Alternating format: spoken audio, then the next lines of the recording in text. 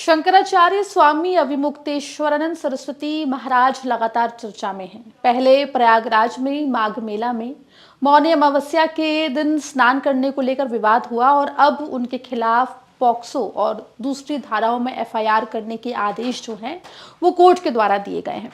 इस पूरे मामले में पुलिस कभी भी पहुंचकर पूछताछ कर सकती है।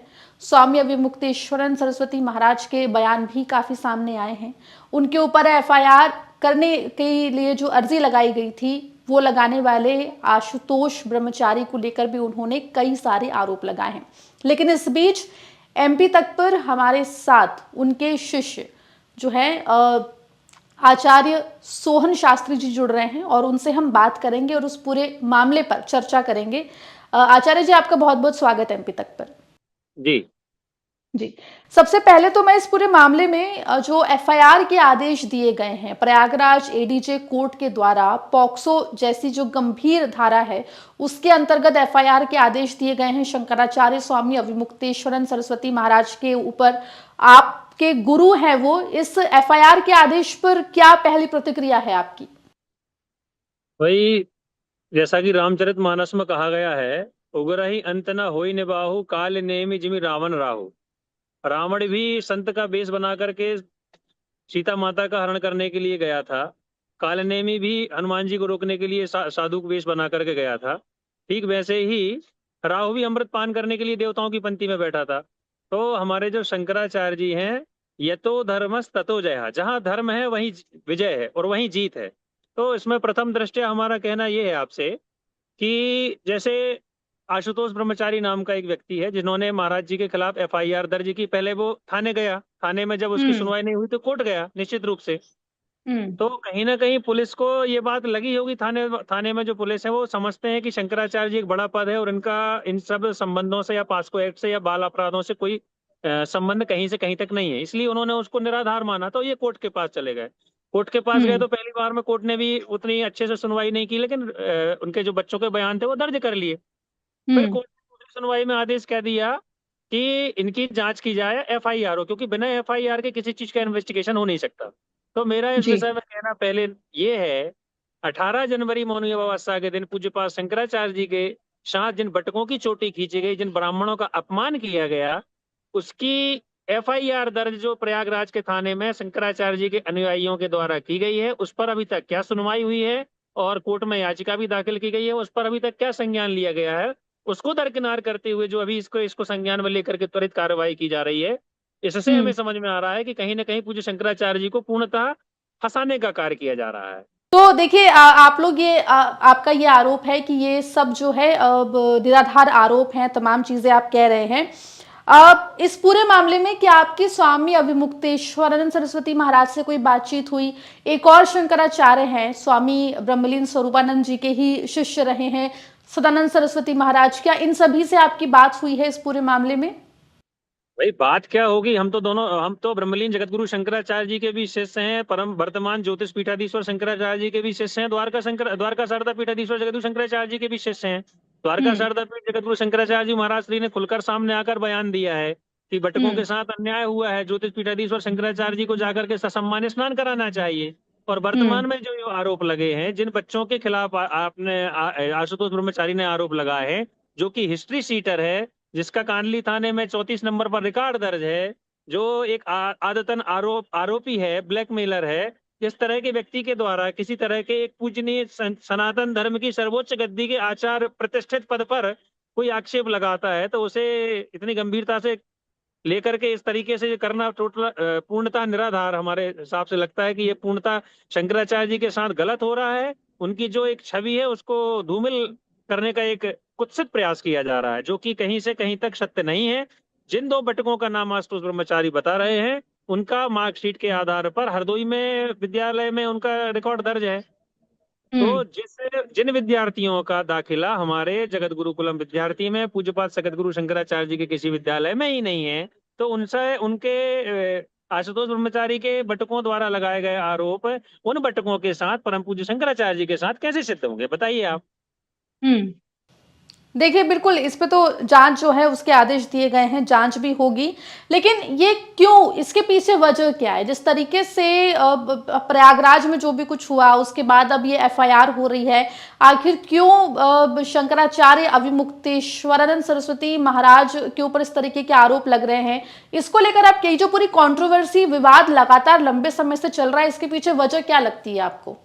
सबसे बड़ी वजह यह है कि जिस मुखरता से पूज्यपाद शंकराचार्य जी किसी की जी में जी, हाँ में हाँ, जी हजूरी नहीं करते हैं, हाँ में हाँ नहीं मिलाते हैं, और मुखरता से सत्य की, सनातन की, वैदिक धर्म की बात रखते हैं, वो लोगों को कहीं ना कहीं चुभती है। वर्तमान के जो सत्ताधारी लोग हैं वह चाहते हैं कि आप उनके साथ चलें, उनके साथ कदम ताल करके चलें। यदि वो गौ हत्या उनके संरक्षण में या उनके कार्यकाल में हो रही है तो वो होने दें, गौ हत्या के खिलाफ ना बोलें। और गौ हत्या के खिलाफ आए दिन शंकराचार्य जी मोर्चा खोल लेते हैं, तो वो उनको कहीं ना हम्म। कहीं बात चुभती है, उसके ही आधार पर ये सब किया जाता है। ऐसा मेरा मानना हम्म। है और ऐसा मेरा तथ्य है कि मुझे जहां तक मैंने इस केस में स्टडी की, जो मैं सोच रहा हूं, तो सनातन धर्म के मतलब एक सर्वोच्च आचार हैं, उनको बदनाम करने की पूर्णतः साजिश है।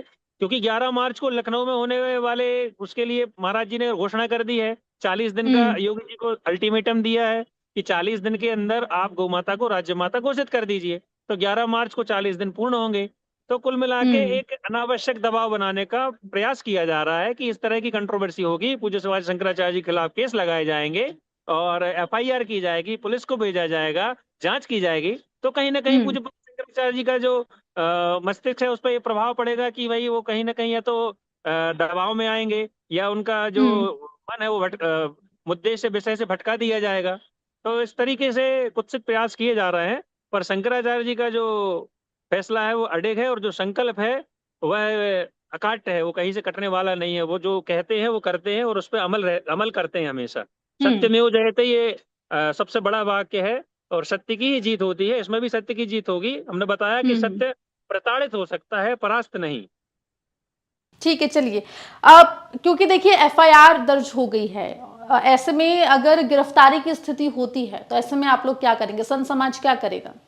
हम लोग पूर्णतः जो शासन की न्यायपालिका है, न्याय प्रणाली है, उसका सम्मान करते हैं, संविधान का सम्मान करते हैं। और पूज्यपाद शंकराचार्य जी, जो भी पुलिस इन्वेस्टिगेशन किया जाएगा, कानून के द्वारा कार्रवाई की जाएगी, उसमें अभी तक भी जीवन भर से सहयोग करते आए हैं और आगे भी सहयोग करेंगे। जब बाबरी मस्जिद का प्रकरण उठा था तो पूज्यपाद शंकराचार्य जी उसमें पूजन की थाली लेकर के पूजन करने जा रहे थे।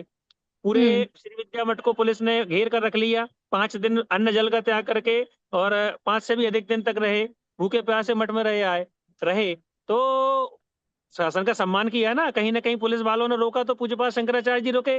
इन्हीं शंकराचार्य जी ने जब पूरे दिल्ली में जितने भी पार्टियों के दफ्तर हैं, सब दफ्तरों में जा करके प्रत्येक दफ्तर का दरवाजा खटखटाया, सब दफ्तरों में जाकर के पूछा कि आप किस पार्टी के साथ हैं, या गौ हत्या को रोकने में आपकी क्या अहम भूमिका है, आप हमारे पक्ष में हैं या विपक्ष में हैं।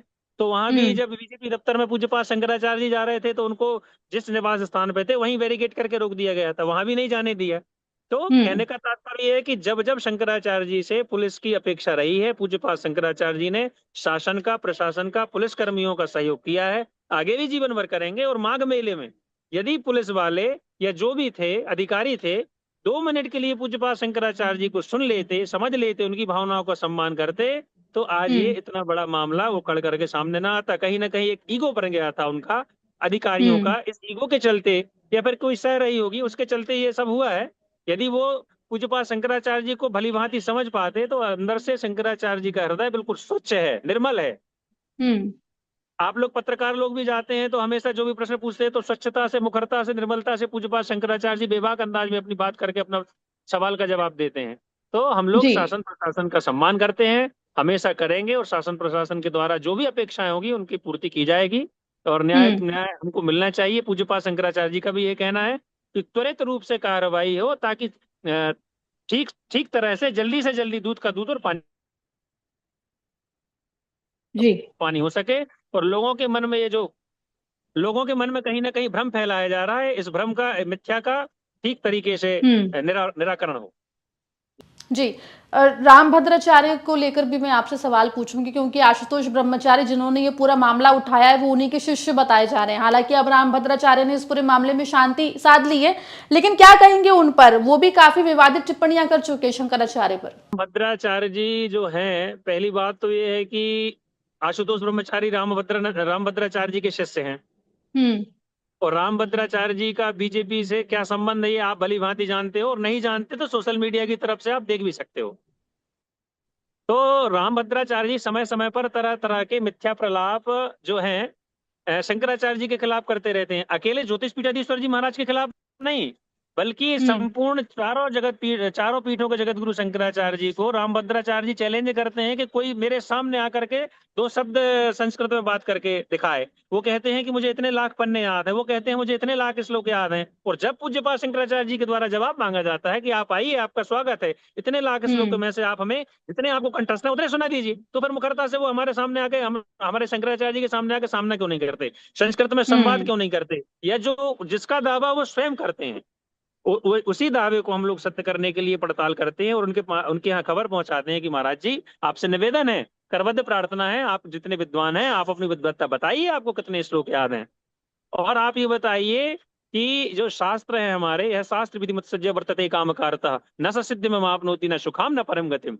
अभी इलाहाबाद वाले प्रकरण में पूज्यपाद शंकराचार्य जी के लिए उन्होंने कहा था कि उनको पैदल जाना चाहिए था, वो शास्त्र विरुद्ध काम कर रहे हैं। आपकी मर्सिडीज हम्म। बेन गंगा तट तक जाए तो सही है, और शंकराचार्य जी की पालकी यदि अपने गंगा तट तक जाए तो वो गलत है। तो हम्म। शास्त्र के विरुद्ध कार्रवाई यहाँ, शास्त्र के विरुद्ध आचरण कौन कर रहा है? रामभद्राचार्य हम्म। जी कर रहे हैं। सोशल मीडिया अकाउंट में उठा करके देख लीजिए, इन्होंने श्रीमद् रामचरितमानस में टीका टिप्पणी की, त्रुटियां निकाली, संशोधन किया, इन्होंने हनुमान चालीसा में किया। तो यह शास्त्र विधि मुत्सृज्य जो श्लोक उन्होंने कहा है श्रीमद् भगवत गीता का, आप बताइए कि ये इन्हीं पे लागू होता है? आप खुद शास्त्रों में परिवर्तन कर रहे हो। शास्त्र, हम्म। हिंदू धर्म के जो शास्त्र हैं, वेद हैं, अपरिवर्तनीय है, इनमें किसी प्रकार का कोई भी परिवर्तन, कोई भी त्रुटि, कोई भी संशोधन कोई भी व्यक्ति नहीं कर सकता। हम्म। जो चलिए। भाष्य होता है, जिस भाष्य के आधार पर जगत गुरु बनते हैं, उस भाष्य हम्म। को अंगीकार करना पड़ता है, तब कोई जगत गुरु बनता है। जहां तक कि जगत गुरु बोलते हो आप लोग रामभद्राचार्य जी को, तो हम्म। मठामना महानुशासन श्रीमदाद्य शंकराचार्य जी ने अपने भारत देश में चारों दिशाओं में चार पीठों की स्थापना की है। तो मठामना महानुशासन जो शंकराचार्य पद का संविधान है, उसका श्लोक है, कृते विश्व गुरु ब्रह्मा त्रेतायाम ऋषि सप्तमा द्वापरे व्यास एवं सात कलावत्र भवाम्य हम। सतयुग में ब्रह्मा जी, त्रेता में मुनि श्रेष्ठ वशिष्ठ, और द्वापर में वेदव्यास जी, और कलयुग में यदि कोई जगत गुरु है तो एकमात्र शंकराचार्य जी हैं, उनके अलावा कोई भी व्यक्ति जगत गुरु नहीं लिख सकता। ये हम्म। मठामना महानुशासन का प्रमाणित वाक्य है। कैसे जी। आप जगत गुरु लिख लेते हैं अपने आप को? जी बिल्कुल। अब एक अंतिम सवाल मेरा कि ये जो पूरा प्रकरण चल रहा है प्रयागराज माघ मेले से लेकर अब तक, अब तो एफआईआर भी हो गई है शंकराचार्य जी के ऊपर। संत समाज की अगर हम बात करें तो एक बड़ा तबका जो है इस मामले पर शांति बनाए रखा हुआ है, चुप बैठा हुआ है, कुछ बोल नहीं रहा है। इस पर आप क्या कहेंगे? तो बिल्कुल नहीं बैठा हुआ है। सभी, पूरा संत समाज परम पूज्य शंकराचार्य जी के संपर्क में है। खुलकर के हम्म। कई लोग सामने नहीं आ रहे हैं, लेकिन जब पूज्यपाद शंकराचार्य जी आह्वान करेंगे तो आप देख लीजिए। शंकराचार्य जी ने निकाली थी गणेश विसर्जन में 2015 में, तो वो भीड़ का वीडियो आप निकाल के देख लीजिए कि क्या भीड़ थी, क्या माहौल था। पूज्यपाद शंकराचार्य जी के एक आह्वान पर लाखों जनता, करोड़ों जनता रोड पर आने के लिए तैयार है, और संत समाज भी हम्म। तैयार है। बस ये है कि शंकराचार्य जी जब आह्वान करेंगे तब आएंगे। और अभी खुल हम्म। करके इसलिए नहीं आ रहे हैं कि जिसका हम नाम नॉमिनेट कर दिया जाएगा, आप उसके पीछे लग जाएंगे। जब आवश्यकता पड़ेगी गौ माता को राष्ट्र माता घोषित किया जाएगा और पूज्यपाद हम्म। शंकराचार्य जी आह्वान करेंगे, तो निश्चित रूप से आप देखिएगा कि हम्म। अपार जन समुदाय, संपूर्ण सनातन धर्म के अनुयायी और संत समाज परम पूज्य शंकराचार्य जी के साथ हैं। कुछ कालनेमी हैं जो परम पूज्य शंकराचार्य जी के साथ नहीं है, तो उनकी हमें आवश्यकता भी नहीं। जी, बहुत बहुत शुक्रिया आचार्य सोहन शास्त्री जी, आप हमारे साथ जुड़े और इस पूरे मुद्दे पर आपने अपनी बात रखी। बहुत बहुत धन्यवाद आपका। जी ठीक। तो देखिए, शंकराचार्य स्वामी अभिमुक्तेश्वरानंद सरस्वती महाराज के ऊपर एफआईआर के आदेश प्रयागराज एडीजी पॉक्सो कोर्ट ने जो है वो दे दिए हैं। पॉक्सो और दूसरे धाराओं में ये एफआईआर दर्ज की गई है इस पूरे मामले में। अब आगे क्या कुछ होता है ये देखने वाली बात होगी, और उसको लेकर हर एक अपडेट आपको मिलेगा एमपी तक पर।